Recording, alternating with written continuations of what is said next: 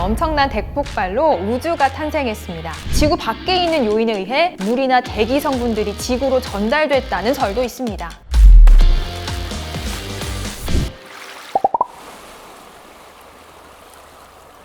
안녕하세요. 저는 동원TV에서 바다 관련 상식 정보를 전해드릴 이혜리라고 합니다. 인류의 미래는 바다에 있다. 이 저명한 미래학자들은 지구상에 남은 마지막 자원의 보고로 바다를 꼽고 있습니다. 그만큼 바다는 아직 미지의 세계인 동시에 무한한 잠재력을 갖고 있는데요. 이번 시간에는 여러분께 바다와 관련한 유익하고 재밌는 5가지 이야기들을 들려드리려고 합니다. 약 150억 년 전 빅뱅이라고 하는, 사실 너무 많이 들어보셨을 단어고, 빅뱅 하면 GD가 가장 먼저 떠오르는 여하튼 엄청난 대폭발로 우주가 탄생했습니다. 이 폭발하면 잔해가 남듯이 우주 공간에도 폭발로 생긴 가스와 먼지들, 이걸 이른바 성간물질이라고 하는데요. 비율로 따지면 가스가 약 99%, 먼지는 약 1% 정도가 되는데, 여하튼 이 가스와 먼지들이 각기 뭉쳐지고 흩어져서 별들을 만들게 되었습니다. 그중 하나가 바로 태양이고, 또 하나는 지금 우리가 살고 있는 지구입니다.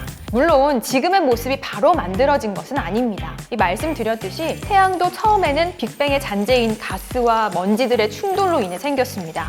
일종의 우주 찌꺼기들이 충돌하면서 하나의 큰 덩어리로 뭉쳐지게 됐죠. 근데 이 덩어리 크기가 아주 큽니다. 물론 지구도 덩어리로 뭉쳐져서 만들어진 것이긴 한데, 크기 면에서는 태양과 비교도 안 되게 작은 거죠. 이렇게 큰 덩어리로 뭉쳐진 태양의 중심부에서는 강한 압력과 열이 발생합니다. 그러면서 빛과 강한 에너지가 발생하게 되는 거죠. 덩치 큰 태양이 태양계 형님이 되고, 지구는 태양 주변을 공전하고 자전하는 행성이 됐습니다. 같은 원리로 태양과 지구는 생성됐지만 성간물질의 충돌 과정에서 운명이 달라진 건데요. 지구와 태양의 다른 점 또 있습니다. 바로 지구에는 대기와 물이 존재한다는 겁니다. 지구의 대기와 물의 생성에 대해서는 여러 가지 설들이 있습니다. 이 몇 가지 가설들을 살펴보면 지구에서 무수히 많은 화산 폭발 등을 통해 지구 내부 암석에서 물이 빠져나왔다는 이야기도 있고요.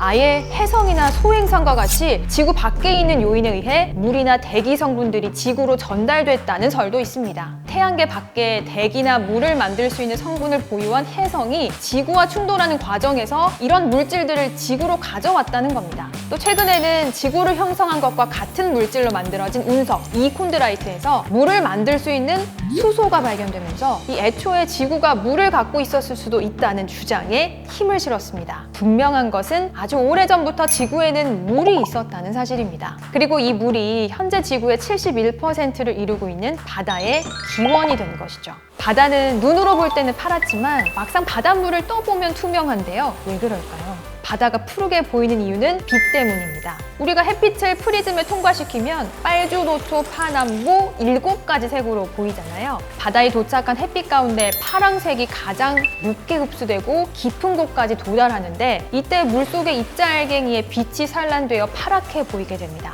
이 수심 150m 정도에서는 모든 빛이 흡수되어 버려서 암흑의 세계가 된다고 하네요. 좀 무섭네요. 바다의 평균 수심은 4,117m 정도입니다. 평균 수치입니다. 평균.